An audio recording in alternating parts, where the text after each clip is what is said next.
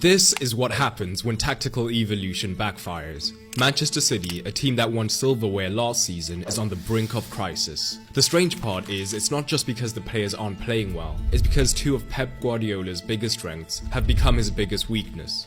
The first issue is obvious when you look at this collection of players. All great players, and more importantly, all have mastered the art of playing as a deep single pivot. And this is the first mistake Pep made. When he joined the club, he had Yaya Toure and Fernandinho at his disposal, and this evolved to Rodri and Fernandinho, with initially Rodri being backup to the Brazilian before they switched roles as Fernandinho began to age out. And then Fernandinho departed, and the chaos began. Because in the years since his departure, Calvin Phillips has been the only dedicated holding midfielder that has been brought in. Maybe Pep saw something in training, or he was never on board with signing the Englishman, but Phillips was never given a real opportunity, meaning Rodri continued to play every minute of every game, not only increasing their reliance on him, but also the minutes in his legs. And now, Pep is paying his debt for those minutes, as Rodri's ACL injury means he's out for the season. But he's also paying for extremely poor squad building, as the lack of a backup defensive midfielder has been clear for seasons. The only options there are Ilkay Gundogan, who can do a job there,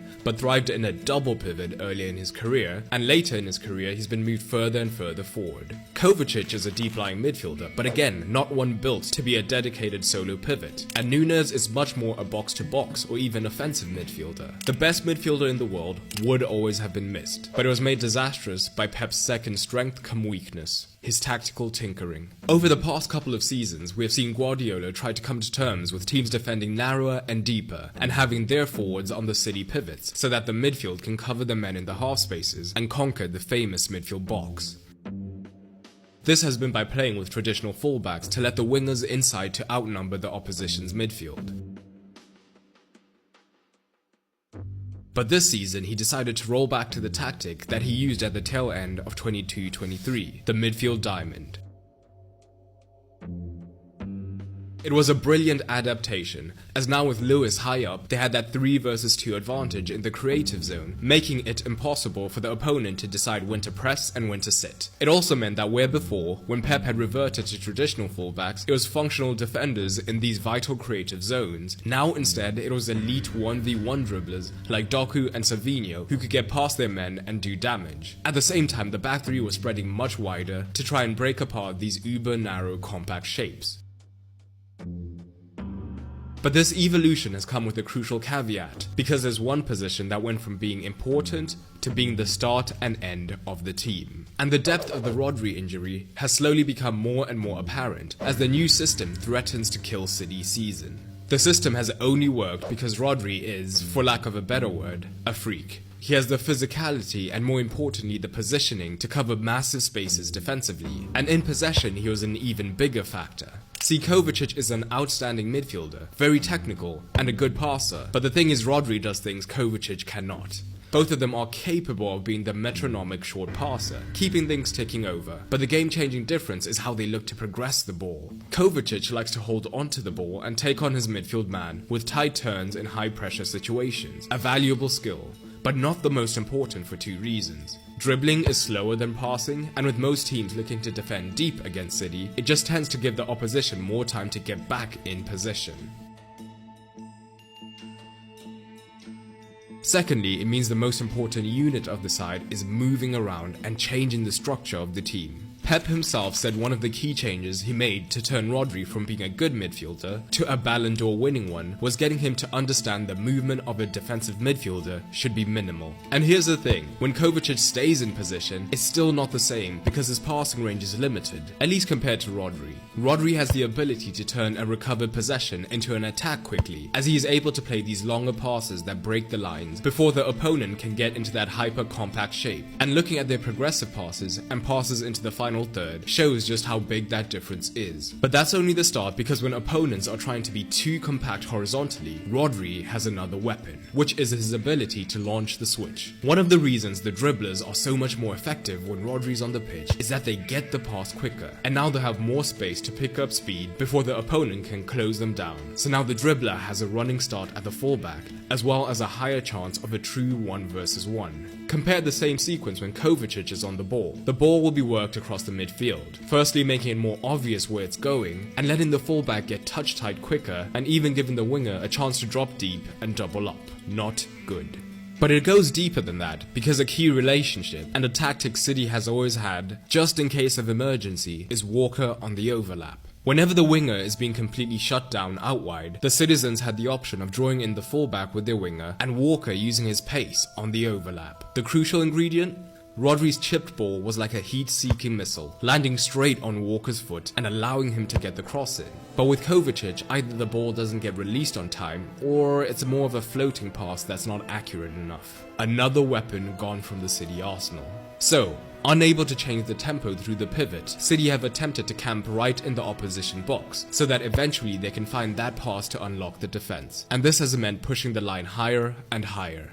But we are just getting started, because to understand the fatal problem, we need to think about Pep's career. With every league he's managed in, Pep has learned something different, something that each league specializes in. In his home country, the ideals of possession and technicality were emphasized, as his tiny team conquered the world. In England, it's been the importance of physicality, as he built a team of giants who could still play, but were big enough to take on their men. But with his new system, Pep has forgotten the crucial lesson he learned in the Bundesliga. And remembering this lesson may be the key in saving their season. In Germany, Pep found a league where every single team was simply amazing at the counter-attack. When he got there, he tried a similar system to his Barcelona side, a single pivot with overlapping fullbacks, and for a while, every single team ran through his side. Sound familiar? Well, Pep learned a massive lesson. You must deal with the counter-attack. This philosophy has shaped his tactics for years. At Bayern, he inverted both of his fullbacks into a 2-3 formation. And at City, we've long seen a 3-2 shape, with a fullback alongside their defensive midfielder. But his latest evolution has changed this completely. Now, that fullback pushes into an attacking midfield line, leaving a wide 3-1 shape with aggressive centre-backs pushing up, meaning the pivot is more and more isolated. Here's why this matters. Even with Rodri, arguably the most complete midfielder in world football, this setup was starting to show cracks last season. His combination of physical presence and positional awareness meant that he could delay counters just long enough for City to recover. Sometimes. Because as the solo pivot, even he was beginning to struggle with the sheer amount of room he had to cover. Now with Kovacic in that role, these cracks have become chasms. When Rico Lewis plays at right back, they're not just missing Rodri's positioning, they're also missing Walker's recovery pace on the transition. And even if Lewis is the left back when Walker is fit, the absence of a secondary pivot alongside Kovacic is glaring. With all the midfielders pushed high, the transition potential for opponents is enormous. Teams have figured out they don't need to try and play through City anymore. They just need to stay compact, wait for turnovers, and then take a stroll through the City midfield. And now they'll be running straight at the back line, and all it takes is one good pass and they're through on goal. And we need to touch on the wider regions very quickly, because that's another piece of the puzzle that's falling apart. The purpose of bringing in Savinho was to have two genuine dribblers in the wide regions who could get past their men and get the ball into Haaland consistently.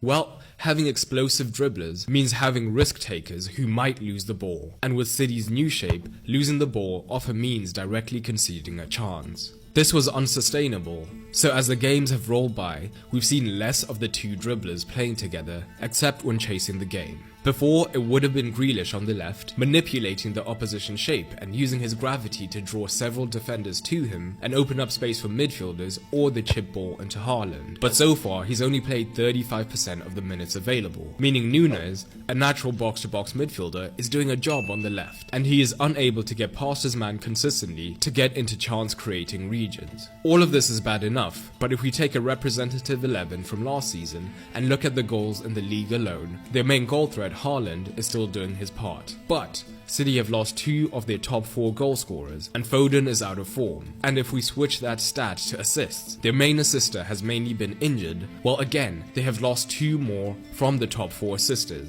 with Bernardo not being on form either. So individual player performances are also a huge contributing factor, with only Haaland performing to last season's level. Perhaps most concerning is the intangible element. That relentless determination that characterized their treble-winning season seems to have waned. Yet if anyone can solve these problems, problems, it's Guardiola.